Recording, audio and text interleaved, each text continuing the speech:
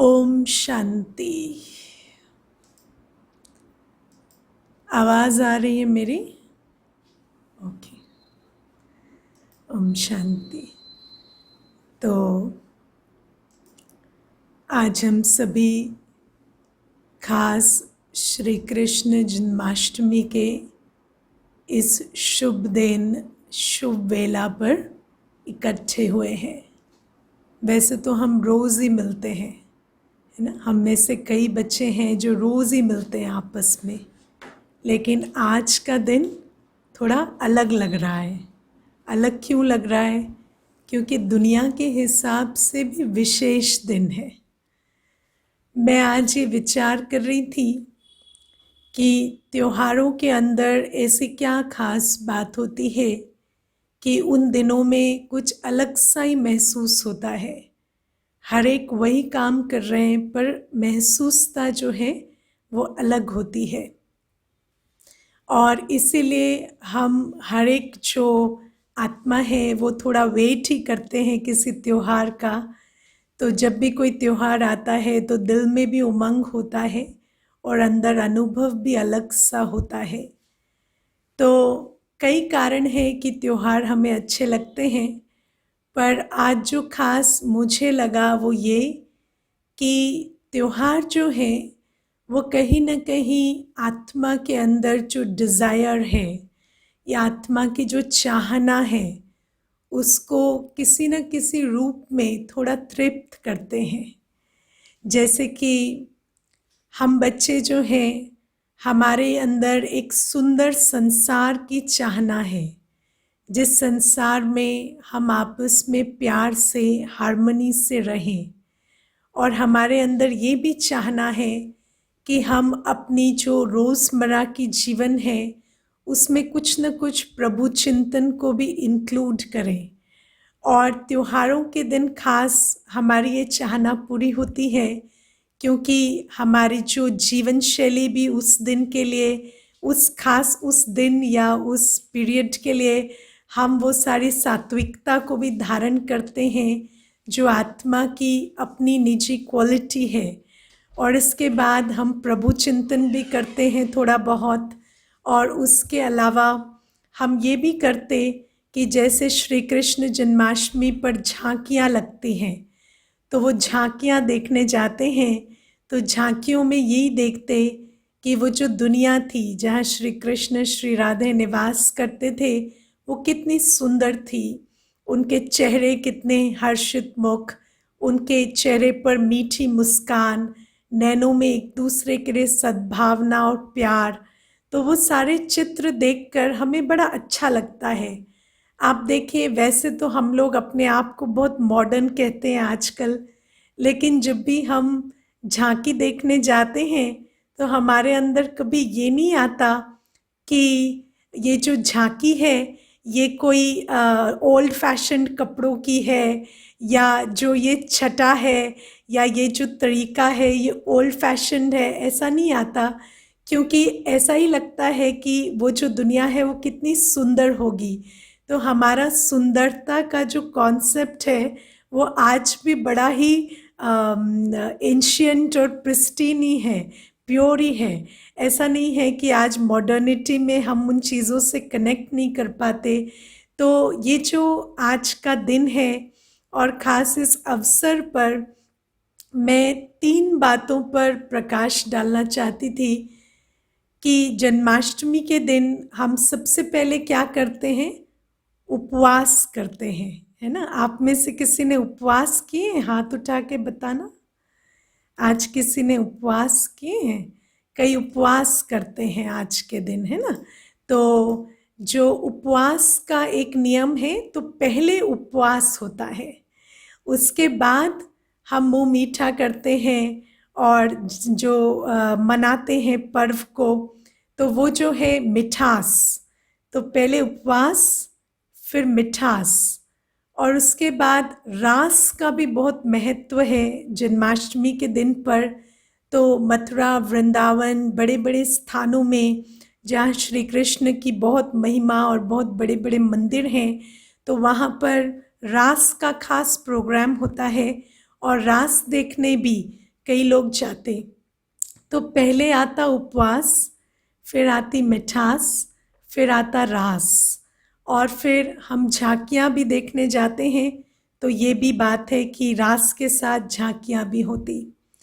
तो मैं आज इन्हीं बातों पर थोड़ा सोच विचार कर रही थी कि उपवास क्यों, मीठा क्यों, मिठास क्यों और रास क्यों, और क्या इनके बीच में कोई कनेक्शन है। तो अगर हम रास को लें तो रास जो है हार्मनी का सिंबल है। रास में क्या होता कि हर एक जो है वो एक दूसरे के साथ तालमेल बिठाकर और रास करते। तो वो जो रास है वो हार्मनी का प्रतीक है कि हर एक जो है एक दूसरे के साथ समन्वय में, तालमेल में है।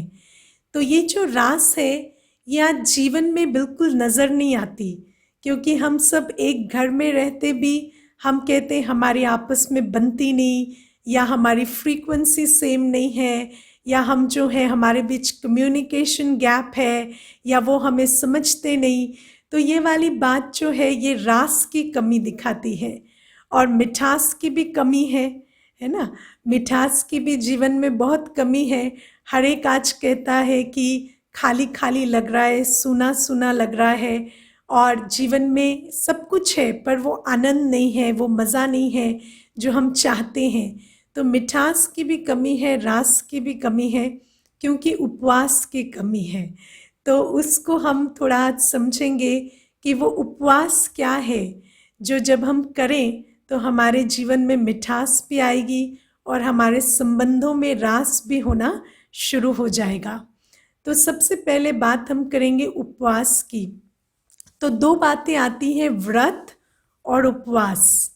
तो पहली बात, तो जब उपवास कहते हैं तो उपवास का अर्थ आजकल सब यही समझते कि व्रत करना या भोजन ना करना।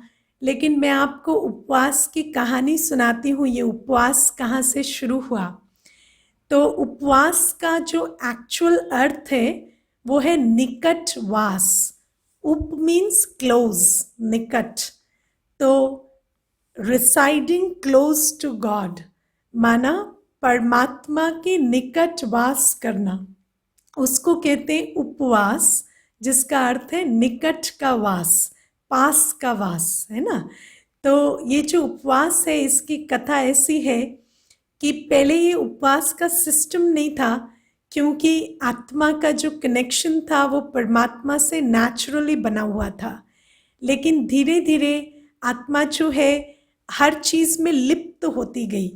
तो जब लिप्त होती गई उस समय की ये बात है कि एक जो सेठ थे, व्यापारी थे, तो उनके पास एक साधु आए दुकान पर। तो उस साधु महात्मा को उन्होंने कहा कि आप है ना महात्मा जी, आज हमारे यहाँ पर भोजन ग्रहण कीजिएगा। तो साधु ने कहा ठीक है। तो दोपहर के भोजन पर साधु उनके घर पर पहुँचे। तो जब पहुँचे तो भोजन स्वीकार करते करते उन्होंने उस व्यापारी को पूछा कि आप भगवान को याद करते हैं। तो वो कहते कि नहीं, मैं तो व्यापार में व्यस्त रहता हूँ, तो मुझे भगवान को याद करने का टाइम नहीं मिलता। लेकिन मैं आप जैसे सज्जन पुरुषों को या महात्माओं को कभी कभी कुछ ऐसा दान पुण्य कर लेता हूँ या भोजन आदि करा देता हूँ, उसी से मैं पुण्य कमा लेता हूँ।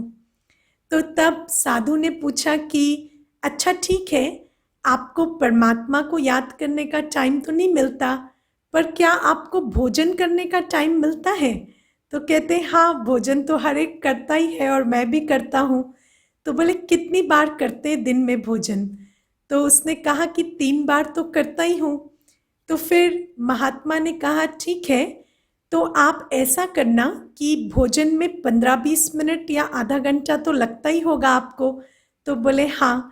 तो उन्होंने कहा कि आप क्या करना, सप्ताह में एक दिन एक टाइम का भोजन मत करना, और उस टाइम पर आप परमात्मा का चिंतन करना, या परमात्मा से मिलन मनाना, या परमात्मा के उपवास करना, माना उनके निकट रहना। और उस आधे घंटे में आप भोजन का टाइम सेव कर कर ये करना।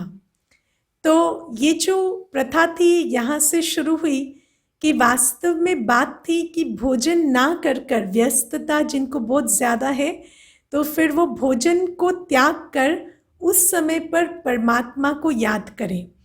लेकिन धीरे धीरे आपको पता ही है आजकल तो क्या स्वरूप हो गया उपवास का, कि जाएंगे चाट पकोड़े वाले के पास और फिर कहेंगे कि बिना प्याज वाला दे देना भैया, आज तो हमारा उपवास है। तो ये जो बात है कि और भोजन की, और जिस दिन उपवास है उस दिन सबसे ज़्यादा भोजन का ही चिंतन करते रहेंगे। तो नॉर्मली तो भोजन खाकर वो काम खत्म हो जाता है, लेकिन उस दिन तो सुबह से लेकर शाम तक एक ही जो सुध बुध वही है कि भोजन कैसा मिलेगा या रात को क्या खाना है। और कई तो ऐसे भी होते व्रत का पूरा दिन भोजन ही बनाने में निकल जाता कि ये रात को खाना है। तो ये जो बात है, तो आज उसका स्वरूप बदल गया, लेकिन इसकी शुरुआत यहाँ से हुई थी। और फिर बात आती व्रत की। तो व्रत कोई हमें खाने पीने का व्रत की बात नहीं थी।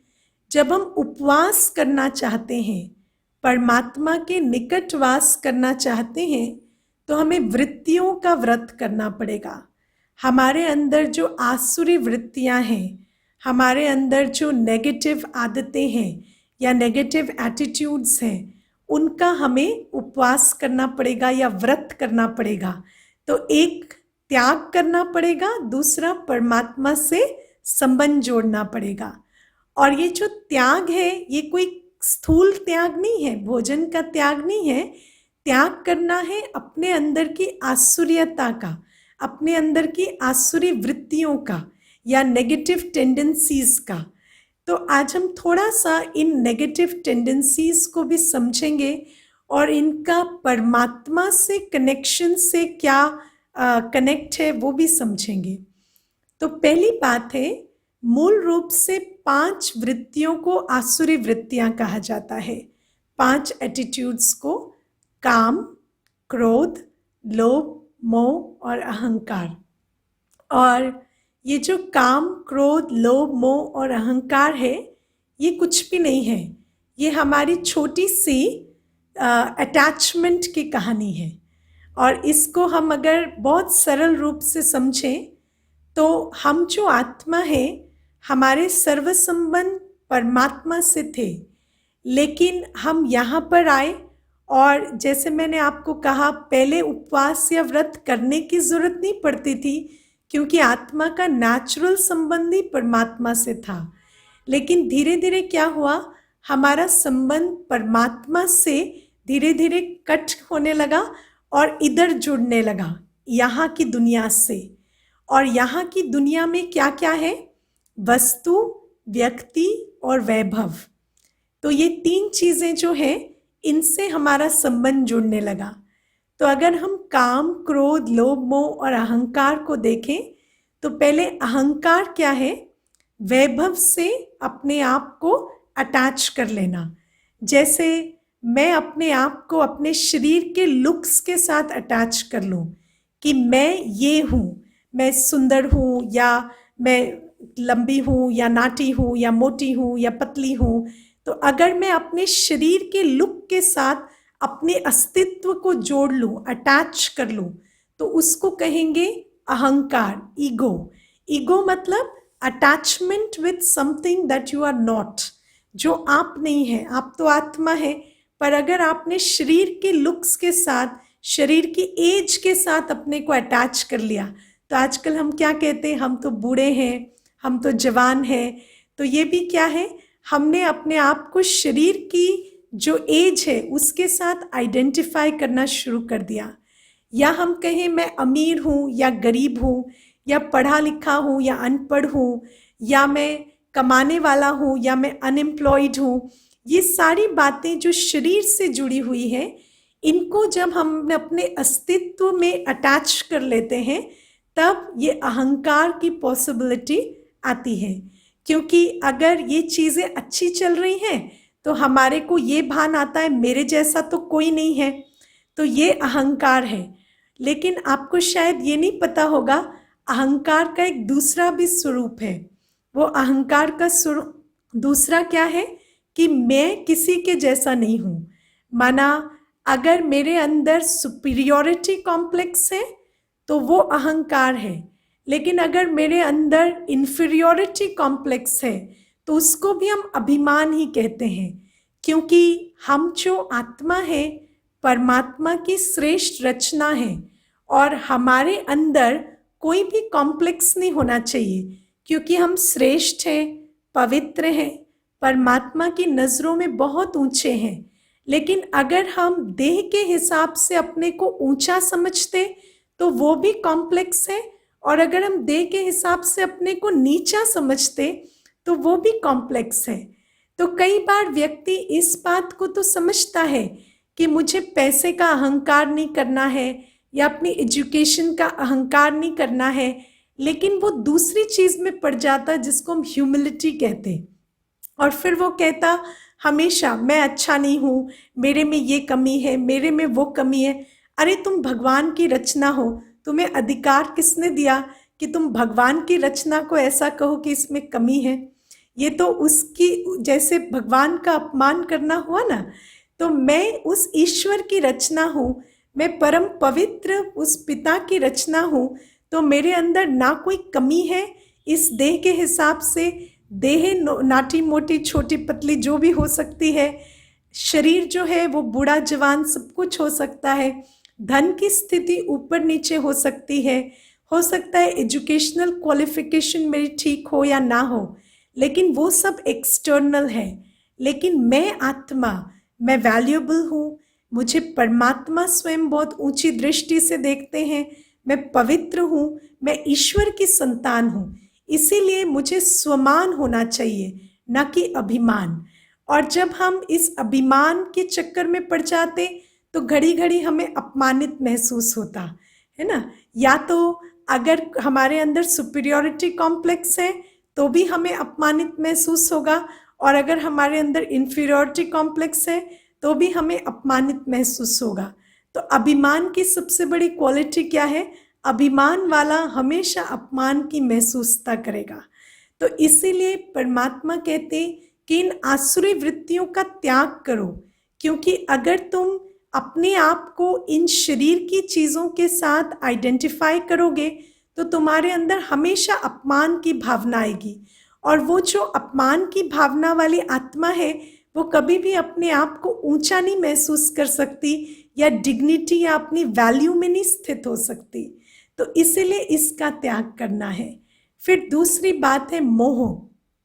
तो मोह क्या होता है? जो हमारे ब्लड रिलेशंस हैं, जिनके साथ हमारा संबंध है, उनसे अपने अस्तित्व को जोड़ लेना। जैसे हमने इधर अपने अस्तित्व को एक्वायर्ड क्वालिटीज़, एक्वायर्ड क्वालिफिकेशंस के साथ जोड़ लिया, ऐसे ही एक्वायर्ड रिलेशनशिप्स के साथ अपने अस्तित्व को जोड़ लेना, इसको कहते हैं मोह, है ना। तो मोह क्या होता है? मोह मतलब मैं कहूँ मैं आत्मा नहीं हूँ, मैं तो माँ हूँ, मैं तो बेटी हूँ, मैं तो पत्नी हूँ, या मैं तो भाई हूँ। तो जब ये वाली अपनी आइडेंटिफिकेशन हो जाती तो वो आत्मा कभी स्टेबल नहीं रह सकती, क्योंकि अब आप देखो दो आत्मा है, उनकी जर्नी तो अलग अलग है, लेकिन अगर हम अपनी स्थिति को उनके कंडीशन के साथ जोड़ लें, एक तो अपना ही भरोसा नहीं है, अपने जीवन में इतना ऊपर नीचे होता रहता है, एक्सटर्नली न शरीर कभी स्टेबल रहता, न संबंध कभी स्टेबल रहते, न परिस्थितियाँ कभी स्टेबल रहती, और उसके ऊपर से आप दूसरे की जर्नी के साथ भी अपने इमोशंस को यदि जोड़ लें, अपने अस्तित्व को जोड़ने के कारण, तो फिर हमारी अवस्था कैसी होगी? वो कभी भी स्टेबल नहीं रहती। और इसीलिए ये जो मोह है, अब आप देखिए छोटी सी बात है, सामने वाले का आज मूड ठीक नहीं है, उसकी जॉब में कोई प्रॉब्लम आ गई है, और हम जो है हम यहाँ पर वेट कर रहे थे कि वो आएंगे, तो मैं सुबह से जो अपने आप को अकेला अनुभव कर रही थी, अब वो आएंगे तो हम उनसे प्यार से मिलेंगे या हम दो मीठी बातें करेंगे, लेकिन सामने वाले का मूड अपसेट है। तो अब मैंने क्या देखा कि उनका मूड अपसेट है, फिर हम कहते हैं आप मुझसे ठीक से बात क्यों नहीं कर रहे? तो कहेंगे नहीं आज मेरे को ठीक नहीं लग रहा है, आप ना थोड़ी देर मुझे अकेला छोड़ दो। तो मैं कहूँगी ये कोई बात है, आपको अकेला छोड़ दे, सुबह से अकेला छोड़ा ही हुआ था ना, अभी घर आए अभी भी अकेला छोड़ दे, अकेला छोड़ दे, अकेला छोड़ दे, छोड़ ही दीजिए ना मुझे। तो ये जो बात होती है ये क्या होती है कि एक अपसेट है, दूसरा अपसेट है, दोनों मिलके डबल अपसेट हो जाते हैं। क्यों? क्योंकि मोह है। तो मोह जो है वो दुख का कारण बनता जा रहा है, क्योंकि हम जो हर आत्मा है सबकी अलग अलग जर्नी है, और हम एक तो अपनी जर्नी के टर्बुलेंसेस को ही संभाल नहीं पा रहे हैं, फिर अपने आप को इमोशनली एंटैंगल कर लेना दूसरे की जर्नी के साथ, ये बहुत वाइज नहीं है, क्योंकि उसके कारण हमारे दुख का अनुभव, हमारी जो ऊपर नीचे की स्थिति का अनुभव, ये बहुत ज़्यादा हो जाता, और इसी कारण इंस्टेबिलिटी जितनी लाइफ में है वो बहुत एग्रेवेट हो जाती। तो ये मोह है। अब तीसरी बात है लोभ। लोभ माना दुनिया में जो कुछ भी एक्वायर किया है, पैसा या आप देखो मकान, दुकान, जो आपकी प्राप्तियां हैं, उनसे अपनी आइडेंटिटी को जोड़ लेना, है ना। और जब हम ये कर लेते हैं तो कहते हैं लोभी नर कंगाल है। जो लोभी होता है ना उसको हमेशा असंतुष्टता का अनुभव होता, क्योंकि आपके पास एक मकान है, पड़ोसी के पास 2 मकान है, तो आपको हमेशा ये रहेगा कि मेरे पास 2 क्यों नहीं है। फिर 2 मिल गए तो आपका कंपैरिजन उससे शुरू हो जाएगा जिसके पास 3 है। तो ये चलता ही रहता, क्योंकि वस्तुओं का कोई एंड नहीं है। इसीलिए जब हम इकोनॉमिक्स पढ़ने गए तो इकोनॉमिक्स का पहले दिन का ही हमारा चैप्टर था कि human wants are unlimited and resources are limited. तो ये जो रिसोर्सेज है ये हमेशा लिमिटेड रहेंगे, और अगर हम अपने अस्तित्व को इन रिसोर्सेज के एक्विजिशन से जोड़ लें तो फिर ये रिसोर्सेज कभी भी इनफ नहीं होंगे कि हमें संतुष्टता की फीलिंग आए। इसीलिए जो लोभी होता, जिसको ये लगता कि मेरे पास जितना धन है या मेरे पास जितने मकान दुकान है उतनी मेरी आइडेंटिटी है, तो वो तो कभी भी सफिशिएंट नहीं होंगे, तो आपको कभी भी सेटिस्फैक्शन या सफिशिएंसी का अनुभव नहीं हो सकता। उसको हमेशा कंगाली का ही अनुभव होगा, चाहे उसको कितना भी धन हो जाए, कितने भी मकान हो जाए, पर हमेशा कहेगा कम है, कम हो गया है। अभी तो आप देखो उसने तो इतना बना लिया। मैं आपको बहुत अभी रिसेंट की बात बताती हूँ। मेरी एक फ्रेंड है तो उसने मुझे फ़ोन पर बताया कि मैंने एक मकान बुक किया है। तो मैंने कहा बहुत अच्छी बात है, मुबारक हो। तो कहती इसमें क्या मुबारक की बात है, वो तो लोगों के तो इस एज में 3-3 मकान हो जाते हैं, मेरा तो एक ही हुआ है। तो मैंने कहा ओ सॉरी, मैं अपनी मुबारक वापस ले लेती हूँ, मुझे पता नहीं था कि तुम मकान मिलने से इतनी दुखी हो। तो मुझे कहती है नहीं नहीं मैं दुखी नहीं हूँ, पर मैं कह रही हूँ ये भी कोई बात है। तो मैंने कहा 2 नहीं मिले उसका दुख है, पर एक मिला उसकी खुशी भी तो बना सकते हैं। और वैसे भी जिस तरह की तुम एनर्जी क्रिएट कर रहे हो जिसमें ग्रैटिट्यूड ही नहीं है, उसको फिर ड्रामा भी कैसे कुछ दे। इसीलिए उसको कहा कि ग्रैटिट्यूड लाओ या थैंकफुलनेस लाओ कि मेरे पास जो भी है तो सही। तो ये जो लोभी की निशानी होती है उसको हमेशा कंगाली का अनुभव होगा। और फिर काम विकार, जिसको हम कहते हैं शरीर से अटैचमेंट, या सामने वाले के शरीर से, या पहले तो अपने शरीर से अटैचमेंट होता कि मैं बहुत सुंदर हूँ, मैं बहुत सुंदर हूँ, और फिर वो जो सामने वाले के शरीर से भी रस लेने की आदत पड़ जाती। तो ऐसी आत्मा को हमेशा असंतुष्टता की अनुभूति होती, क्योंकि काम विकार से कभी भी आत्मिक तृप्ति नहीं हो सकती। तो ये जो 4 विकार हैं, इन्हीं के कारण फ्रस्ट्रेशन या क्रोध का अनुभव होता, क्योंकि ये जो ईगो है इसको भी कंटिन्यूसली अटैक होता रहता है, और उससे एंगर हम अनुभव करते, या हमारे को अटैचमेंट के कारण बातें ठीक नहीं चलती तो हमें गुस्सा आता है, या हमें लोभ हमारा क्वेंच नहीं होता, या हम जो चाहते हैं वो नहीं मिलता तो फिर हमें गुस्सा आता है, और कामी तो दिन भर गुस्सा करता ही रहता है। तो ये जो क्रोध है ये इसका बाय प्रोडक्ट है।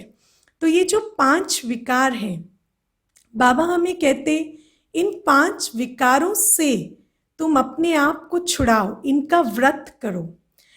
अब इसमें जो मुख्य बात समझने की है वो ये है कि ये जो विकार है ये वस्तु के कारण या संबंध के कारण या प्राप्तियों के कारण नहीं है, ये मेरी वृत्ति के कारण है।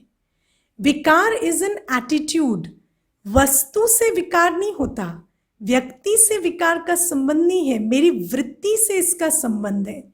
इसीलिए वृत्ति का व्रत करना होता है, किसी व्यक्ति का व्रत नहीं करना होता कि आज से हमने तुमको त्याग दिया या आज से तो हम इस मकान को त्याग देते हैं। तो त्याग जो है वो उस आसुरी वृत्ति का करना है। और वो कैसे करेंगे? जितना जितना हम समझते जाते हैं कि मैं आत्मा अपने आप में कंप्लीट एंटिटी हूँ, मुझे किसी सहारे की ज़रूरत नहीं है, मैं अपने आप में संपन्न हूँ, संपूर्ण हूँ, मैं अपने आप में संतुष्ट हूँ, भरपूर हूँ, तृप्त हूँ, मेरी अपनी डिग्निटी, अपनी वैल्यू है। कहते हैं ना आई एम के बाद आपको कुछ लगाना नहीं पड़ेगा। I am is a complete sentence. I am का बहुत महत्व है दुनिया में। क्यों? क्योंकि मैं हूँ और मेरा अस्तित्व मेरे होने से है।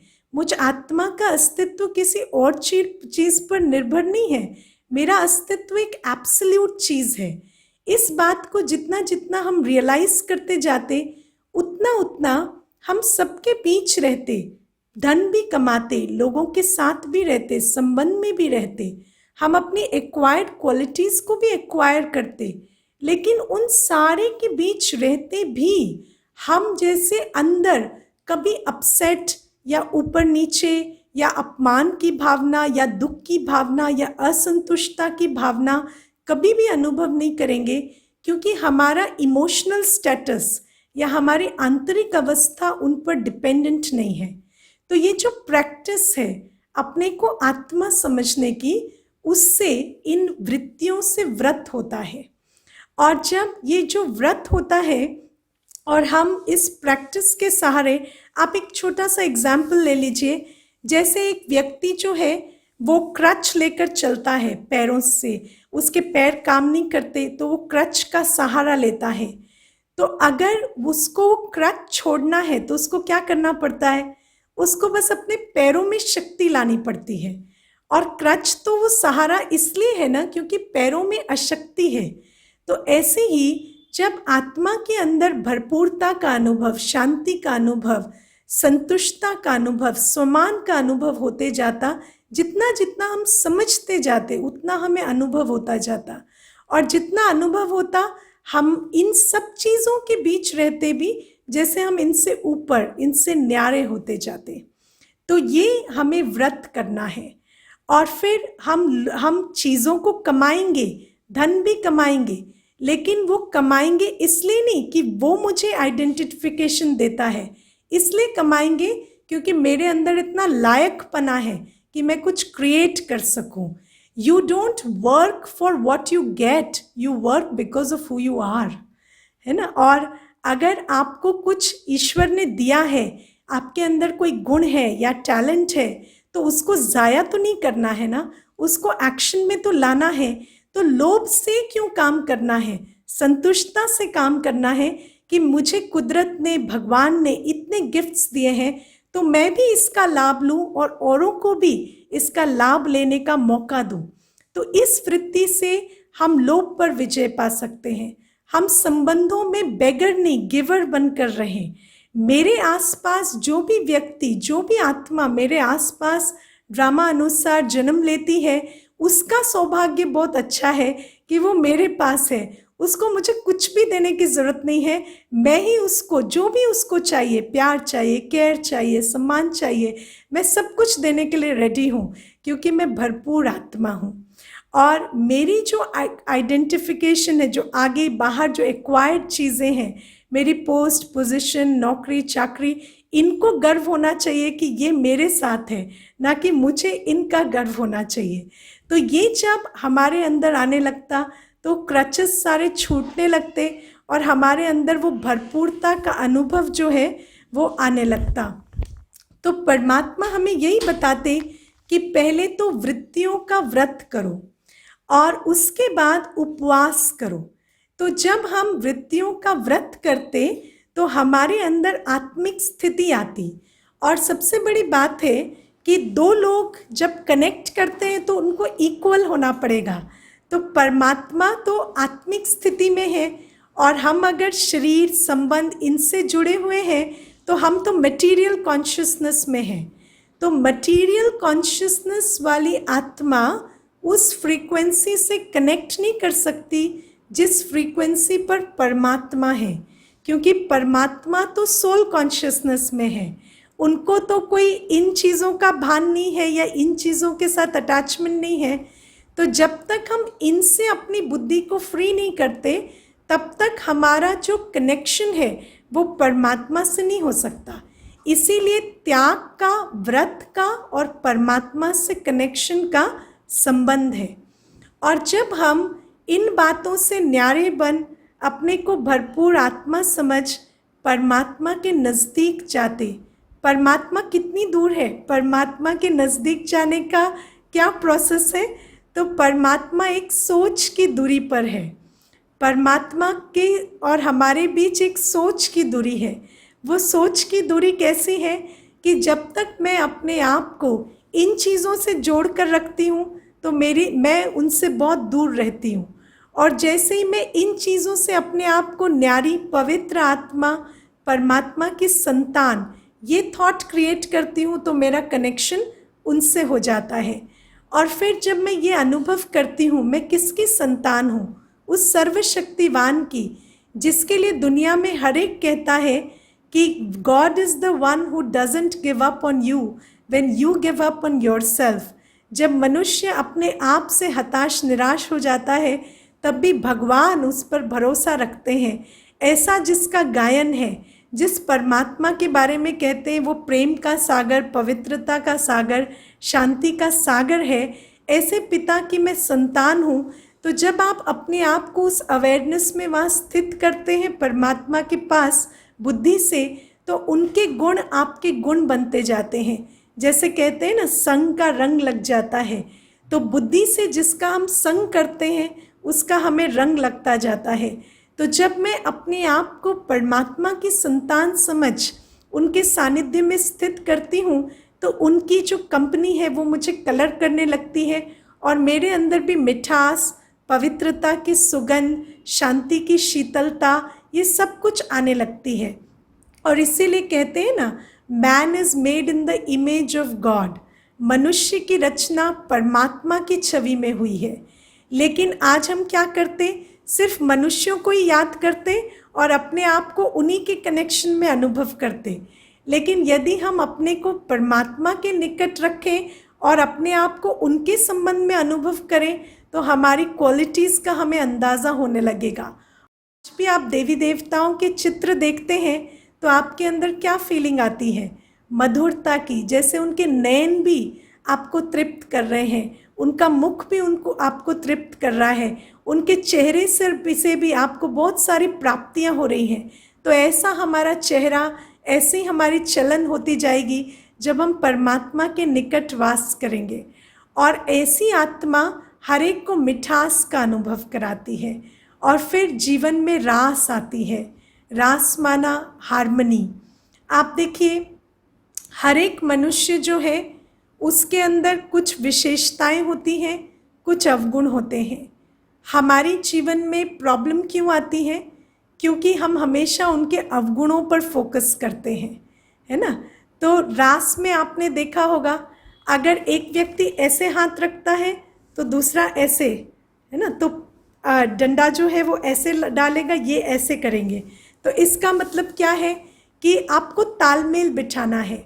जिसके अंदर एक गुण है, अगर मेरे जो आसपास जो आत्मा है उसके अंदर ये गुण है कि वो भोजन बहुत अच्छा बनाते हैं लेकिन वो सफाई नहीं कर सकते, उनके अंदर ये विशेषता नहीं है, तो मैं क्या करूं, मैं सफाई कर दूं और वो भोजन बनाए, है ना।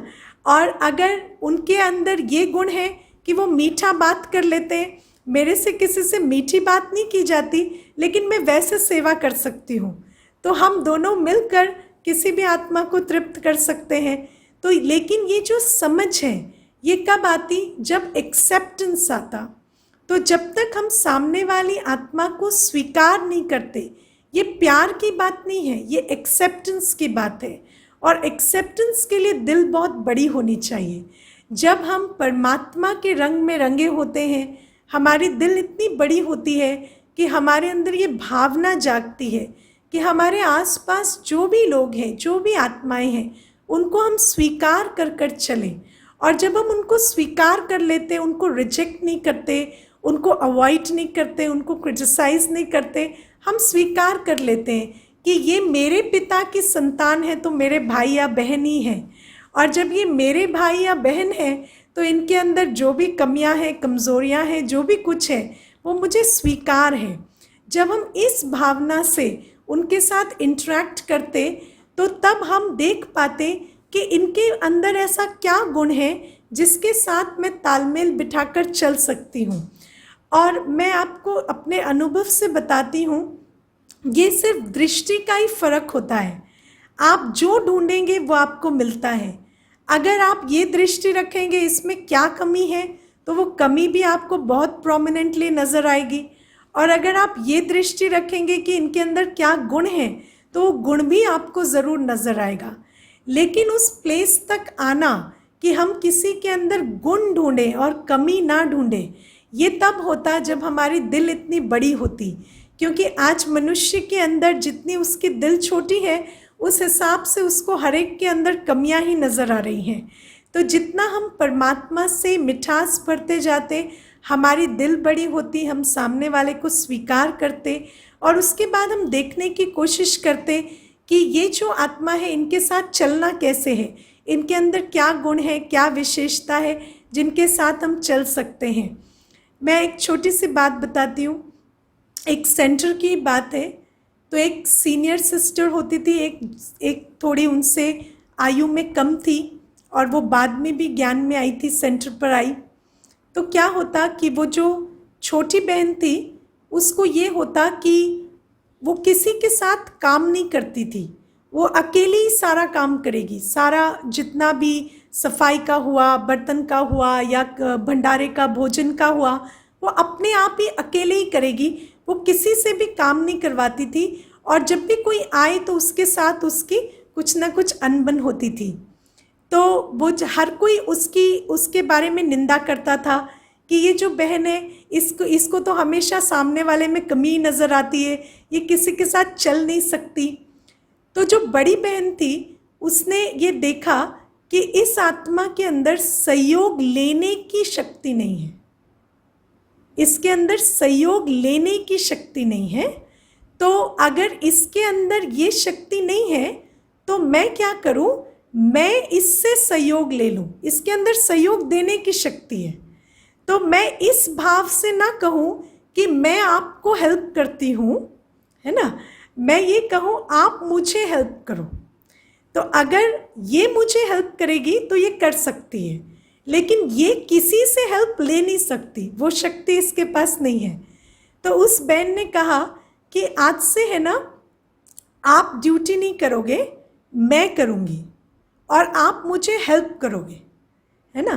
तो जब भी वो वैसे जाती थी कि मैं आपकी हेल्प कर दूँ, तो वो हमेशा उसको हटा देती थी कि नहीं नहीं दीदी मैं खुद कर लूँगी, ये क्या है, छोटी सी बात है। लेकिन जब उसने कहा कि आज से आप है ना, ये जिम्मेवारी आपकी नहीं है, ये मेरी है, मैं करूँगी इसे और आप मेरी असिस्टेंट हैं और आप मुझे हेल्प करेंगे, तो बहुत अच्छे से वो बहन थोड़ा काम करती, ये सारा फिर उसको मदद करती, तो दोनों मिलजुल कर काम कर लेते।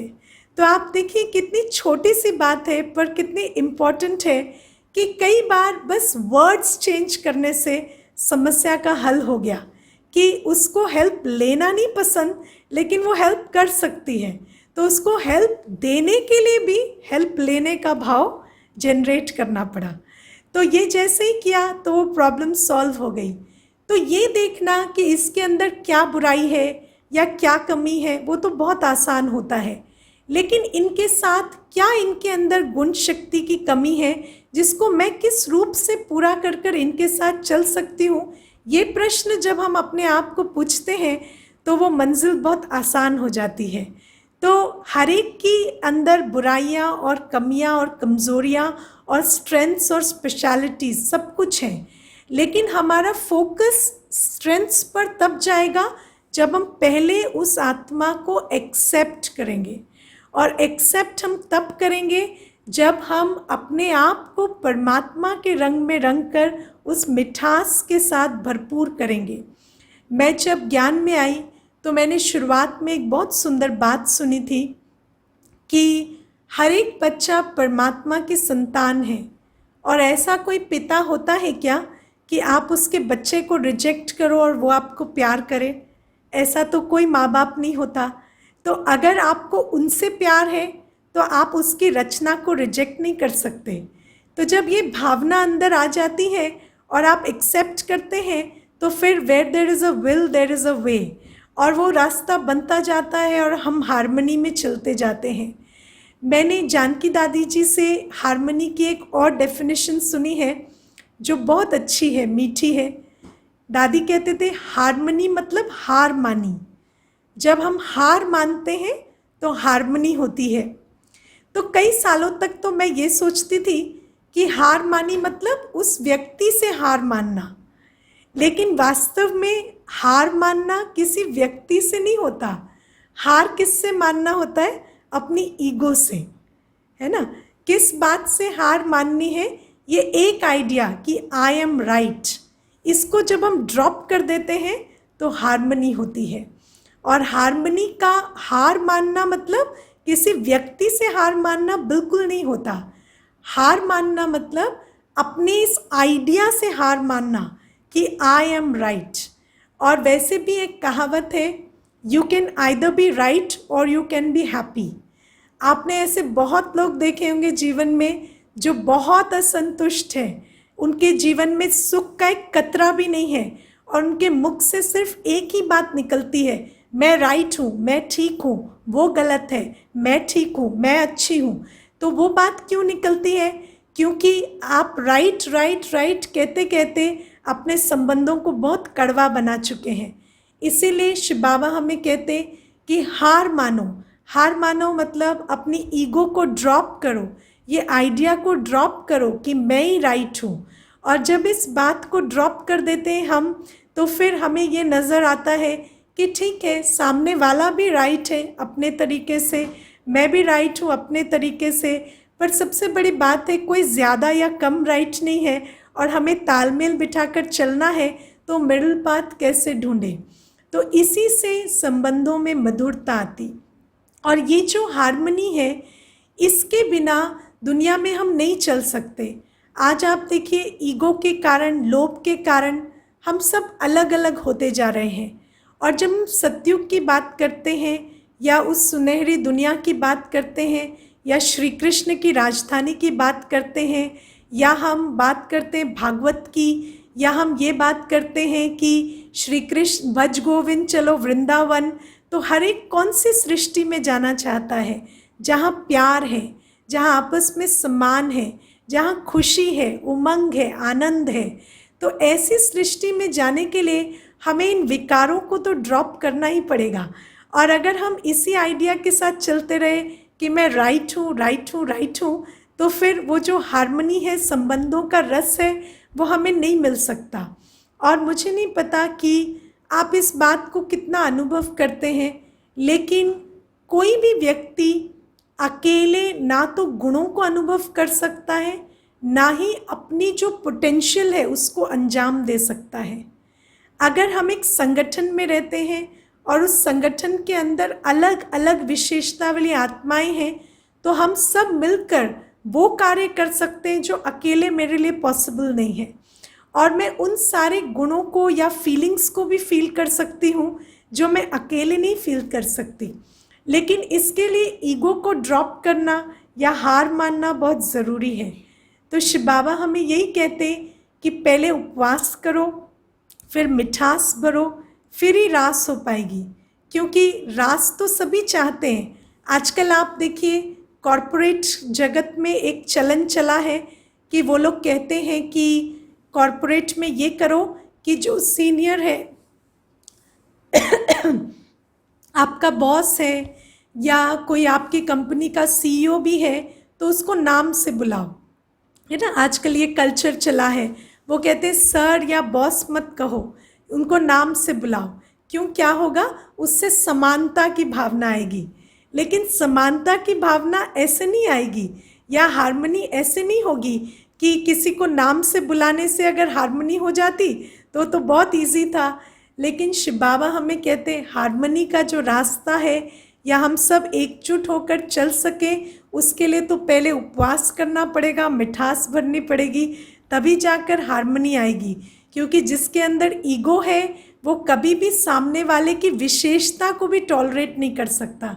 आजकल तो ये भी होता है कई जगहों पर कि जब किसी की हायरिंग होती है तो मैनेजमेंट जो है ये बात भी देखती है कि ये मेरे से ज़्यादा टैलेंटेड तो नहीं है। अगर उसको छोटी पोजीशन पे हायर कर रहे हैं तो उसकी पोजीशन के हिसाब से उसका टैलेंट भी कम होना चाहिए, नहीं तो उसको थ्रेट हो जाता है कि ये तो कल मेरी ही सीट पर आकर बैठ जाएगा। तो ये जो सारी बातें हैं ये इतनी इम्पॉर्टेंट है कि हम इस पर ध्यान दें कि अगर हमें एक साथ चलना है तो हमारे अंदर क्रिटिसिज्म, कंपैरिजन, फियर्स, ईगो, ये चीज़ें हो तो हम हार्मनी की दुनिया में नहीं जा सकते। और फिर हमें झांकियाँ देखने की ज़रूरत नहीं पड़ेगी, हमारा चेहरा और हमारी जीवन ही जैसे एक झांकी बन जाएगी, है ना।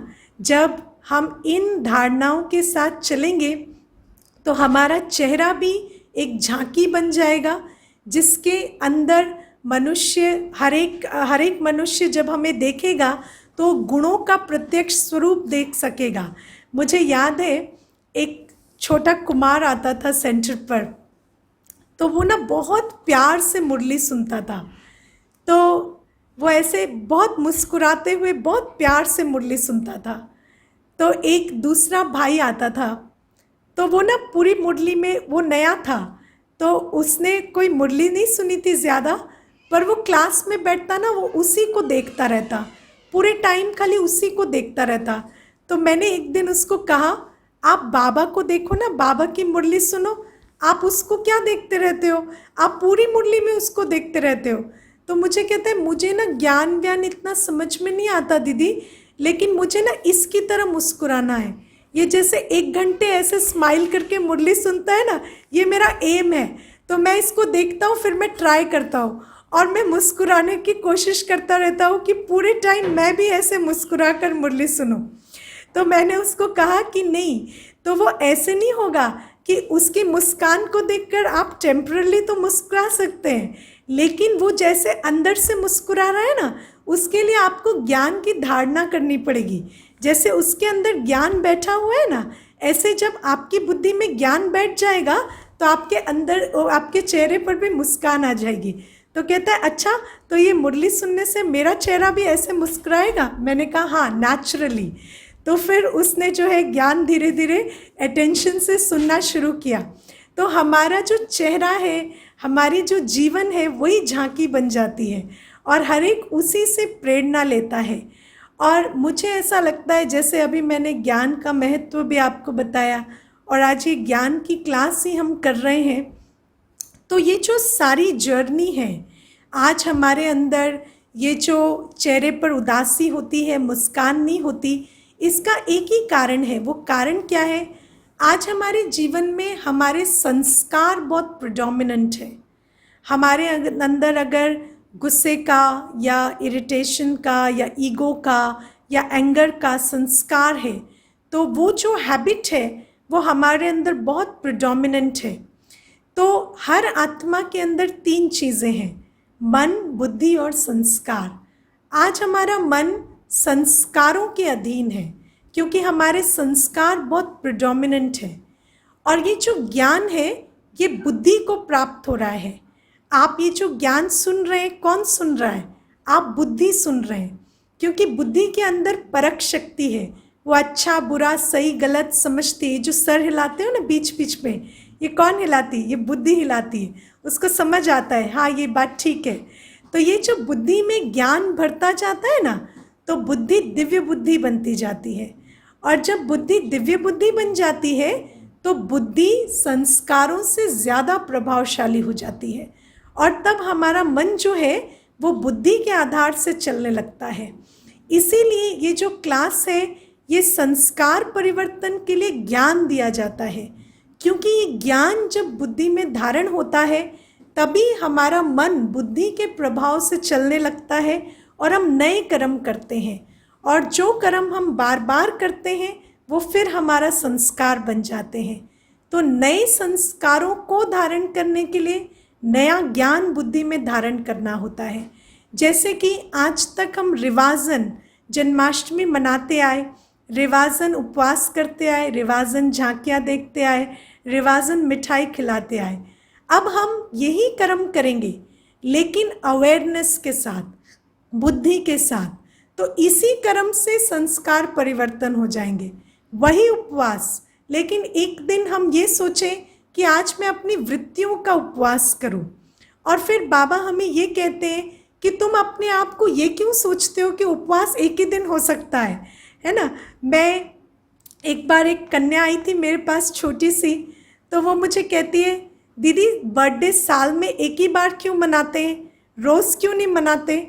तो मैंने उसको कहा क्योंकि ना हम लोग रोज़ खुश होना अफोर्ड नहीं कर सकते, क्योंकि मनुष्य को आज खुश होने में बहुत मेहनत लगती है, तो इसीलिए दुख होने का दिन तो हर दिन है, लेकिन खुशी के दिन हमने मुकर्रर कर रखे हैं। तो बाबा हमें कहते हैं कि उपवास का दिन एक ही क्यों, मिठास का दिन एक ही क्यों, रोज़ होना चाहिए। तो रोज़ ही हम अपने आप को बाबा के पास रखें, रोज़ ही हम जीवन में रास करें, रोज़ ही हम अपने अंदर मिठास भरें। तो शिव बाबा हमें ये भी कहते हैं कि जब तुम्हें ज्ञान मिल जाता है तो तुम्हें कोई स्थूल आधार की तो ज़रूरत नहीं है, कोई मूर्ति रखने की या कोई पूजा अर्चना की बात नहीं है। तुम तो अपने अंदर गुण धारण कर रहे हो, तो उसके लिए तुम्हें कोई खास बाहर खर्चा या तैयारी नहीं करनी है, ये तो तुम रोज़ ही कर सकते हो। और जब तुम रोज़ इसे करोगे तो श्री कृष्ण के जन्म की हम यादगार नहीं, श्री कृष्ण के जन्म की भूमि तैयार करेंगे। क्योंकि जब हम एक दिन मनाते हैं तो यादगार होती है, यादगार हम मनाते और फिर भूल जाते, लेकिन अगर हम ये कर्म रोज़ करने लगे तो फिर हमारे संस्कारों के आधार से नए संसार का ही निर्माण हो जाता, और फिर हमें कुछ मनाने की ज़रूरत नहीं पड़ेगी, हम उस संसार के रहवासी बन सकते हैं। तो शिव बाबा हमें ये कहते कि श्री कृष्ण जन्माष्टमी मनाने के साथ साथ बनते भी जाओ, ताकि हम श्री कृष्ण जन्माष्टमी की सिर्फ यादगार न बनाएं, हम उस राजधानी को ही साक्षात अपने साथ ले आए या उसका निर्माण कर लें। तो यही मेरी शुभ इच्छा है कि आज से लेकर अगले पूरे 1 साल तक, जब तक हम ये क्लास रिवाइज नहीं करेंगे, तब तक आप ये जो विधि अपनाएंगे, और हो सकता है कि अगले साल हमें जन्माष्टमी का रूपक समझने की ज़रूरत ना पड़े, हम ऐसे ही जब आपस में मिलें तो हमें रास पर क्लास करने की ज़रूरत ना पड़े, हम रास ही कर लें, क्योंकि हमारी अवस्था इतनी ऊंची हो गई हो। तो इसी शुभ इच्छा के साथ मैं आज क्लास को समाप्त करूंगी।